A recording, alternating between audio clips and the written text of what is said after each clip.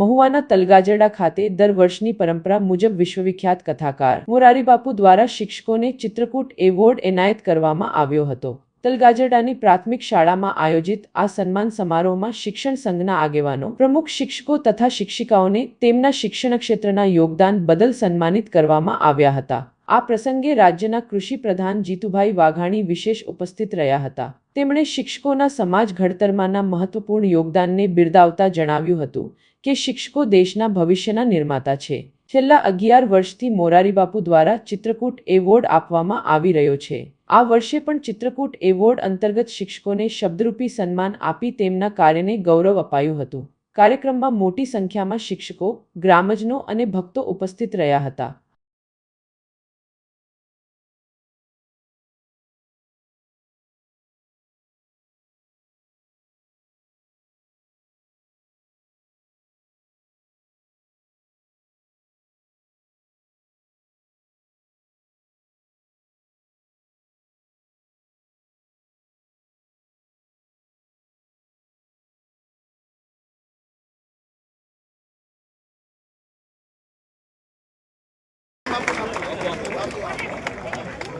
મંચ પરથી માત્ર બાપુ અને કૃષિ મંત્રી શ્રીને વિનંતી।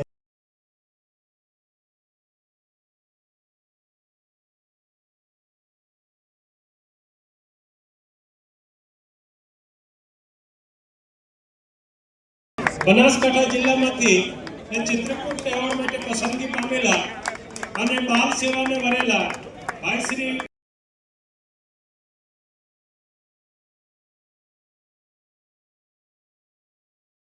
કુમાર જાની, ઉપશિક્ષક શ્રી જાંગીરપુરા ચિત્રકૂટ એવોર્ડ મેળવી રહ્યા છે। પૂજ્ય બાપુના આશીર્વાદ મેળવી રહ્યા છે। આપણે સૌ તાળીઓના ગણગણાટ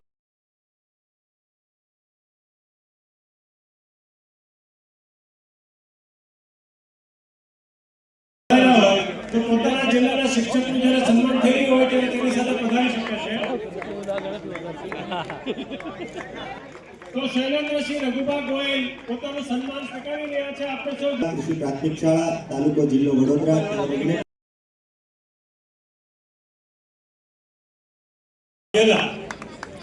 તેઓ પોતાનું સન્માન સ્વીકારી રહ્યા છે।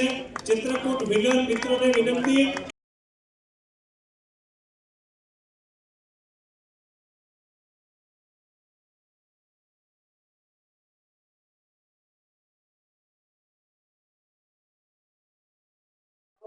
સાલથી પરમ પૂજ્ય બાપુના સાનિધ્યમાં એમની પ્રેરણાથી શ્રેષ્ઠ શિક્ષકો તમામ જિલ્લાઓ એટલે 34 જિલ્લા, મહાનગરો યુનિટ ગણીને એક, નગરપાલિકા ગણીને એક, એમ મળીને ચિત્રકૂટ એવોર્ડ શિક્ષકોને આપવામાં આવે છે। મહુવા તાલુકાના નિવૃત્ત શિક્ષકોને પણ આપવામાં આવે છે।